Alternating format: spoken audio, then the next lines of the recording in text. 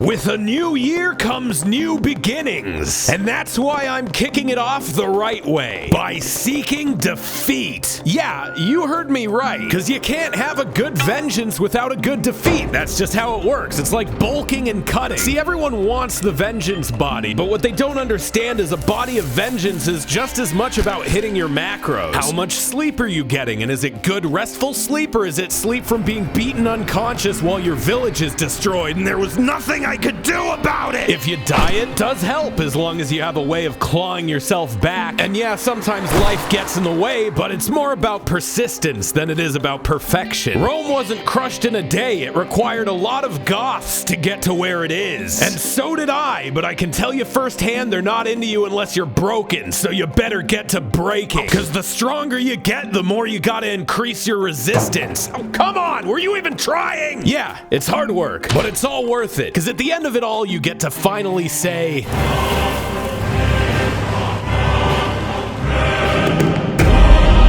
you remember me?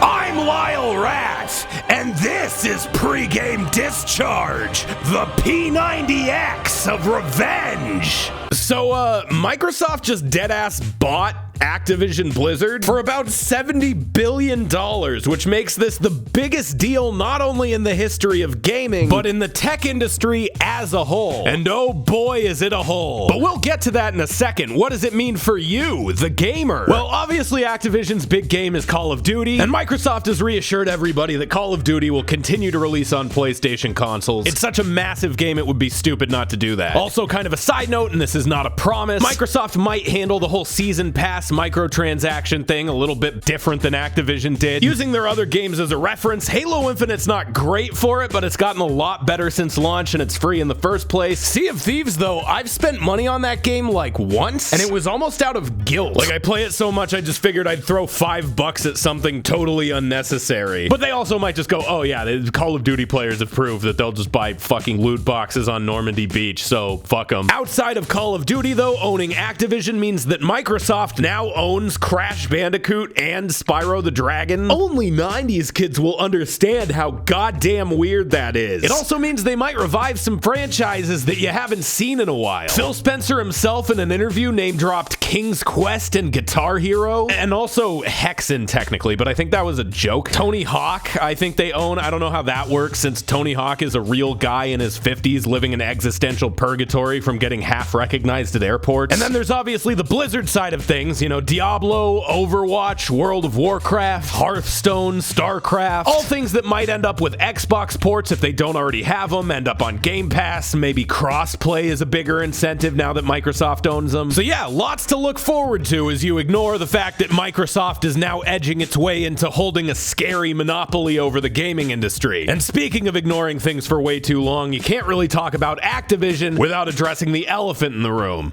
Activision owned King, like Candy Crush, so the Candy Crush TV show may be renewed for 38 seasons. I cannot confirm or deny. No, seriously though, it's been a gigantic shit show over at Activision. That's probably why they sold it in the first place. This all goes back to July of last year when the state of California filed a lawsuit against the company for a pattern of workplace harassment. So what's happened since then? Well, there were a few more walkouts, a few more open letters. Activision said, we hear you, we're listening. If you have any complaints, please direct them to this union-busting legal firm we hired. They got a class action lawsuit from their own investors over the first lawsuit, claiming Activision misled them over the state of the company. The whole event inspired employees from some other tech companies to speak out for similar workplace environments, the most high-profile one being Ubisoft. Activision got another lawsuit from another state department. They settled that lawsuit with an $18 million settlement fund, and then got accused by the department from the first lawsuit of destroying evidence. They formed some internal committees and updated some policies around harassment. BlizzCon got canceled. The cowboy character from Overwatch was initially named after a real-ass guy who was part of the accusations, so now his name is Richard Smith or something. The Communications Workers of America got involved, filing unfair labor practice charges against Activision. Activision CEO Bobby Kotick himself was directly accused of harassment and trying to cover up instances of it at the company, including one instance where he allegedly left a voicemail threatening to have an employee killed after she complained about it. And speaking of old Bobby, what's gonna happen to him? Well, Activision Blizzard is going to continue to operate as its own company until the merger is complete, which is sometime in 2023. So he's probably not going anywhere for a while. They can fire him technically, but if they do that, he gets a massive severance fee. They never really say things like this out loud, but they have kind of indicated that after all this, he's going to retire. Fuck's sake, let's just leave it at, I don't think this company can be run worse. There's a new PlayStation VR headset coming out, and you'll never guess what it's called. Unless you guess the PlayStation VR 2, in which case, yeah, lucky guess. Is it gonna track your eyeballs? You betcha. Is it gonna vibrate around on your head? Yeah, for some reason. It'll run at 4K, that's total, so 2K in each eye, using OLED panels with either a 90 or 120 hertz refresh rate, and it'll connect to the PS5 with a single USB-C, which is the second best number of wires.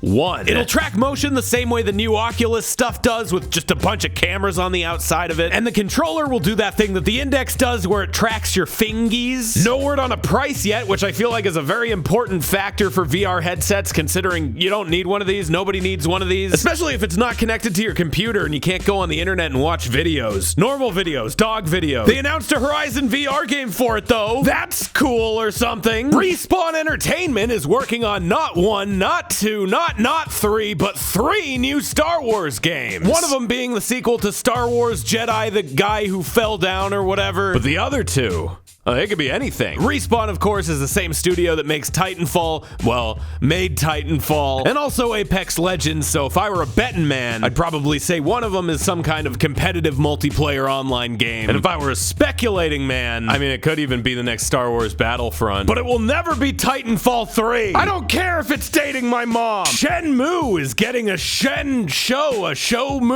an animated TV show. It looks unironically cool, which is ironic, because irony is really where all the fun of the games comes from. Is PS5 getting more backwards compatibility?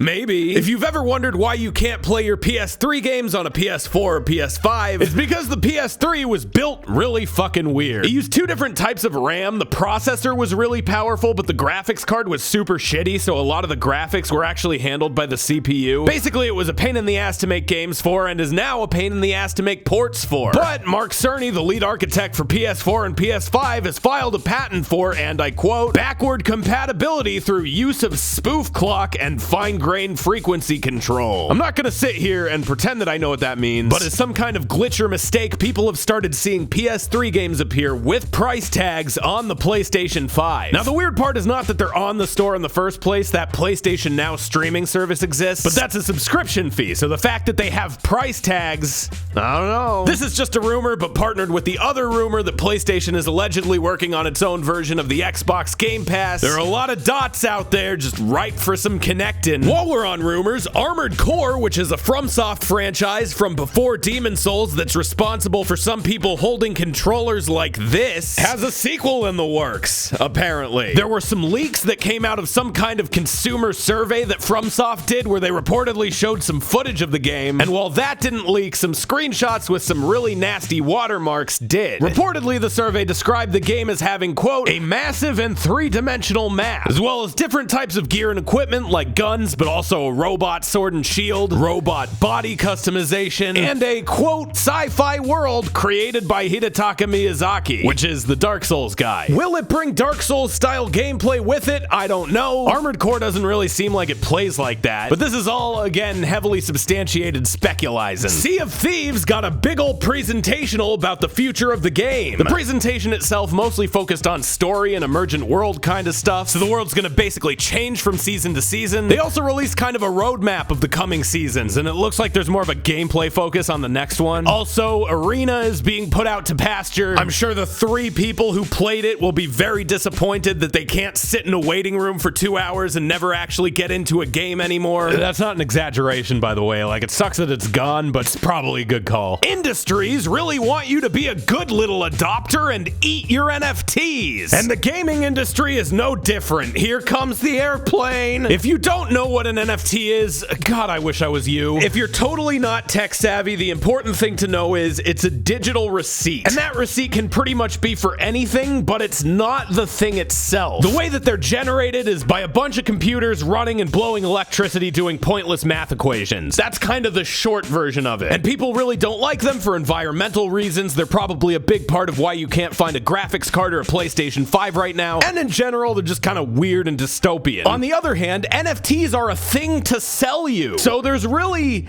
good arguments on both sides, actually. Naturally, the gaming industry has jumped on this as a way to monetize video games further. They've gotten a lot of backlash in the process, and the responses have varied. From canceling their NFT projects completely, like the Stalker 2 developers, to doubling down, like Square Enix and Ubisoft. Look, naming these off individually is probably pointless considering the entire corporate sector wants the public to buy into these. The United States Postal Service has NFTs and a podcast, and you can— But what does the promise look like? Well, so far they pretty much just seem to be linked to unique in-game items, or at least uniquely labeled in-game items. Some of them you can just buy, and some of them you have to play the game in order to earn the opportunity to buy. Some of them are going to be more rare or harder to get or based on chance, but if you get one of those, you'll be able to sell it when you're not using it anymore. Now, some of you keen gamers may be saying, wait a minute, that already sounds like something that's already been going on with things like CSGO and Team Fortress items. If all it is a receipt and these items are tied to accounts on these companies' servers anyway, what's the point of wasting all that electricity and minting them into an NFTizzle? Well, see, the answer to that is Crysis 4 is coming, and it will be graphics. Actually, I don't really know anything about it. Nobody knows anything about it. Back in the day, Crysis 1 was the game. If your computer could run it, you had a good computer. Now Crysis 3 is running on Nintendo Switch, so who the fuck knows? They might not make you trace that many rays. Sweet baby rays.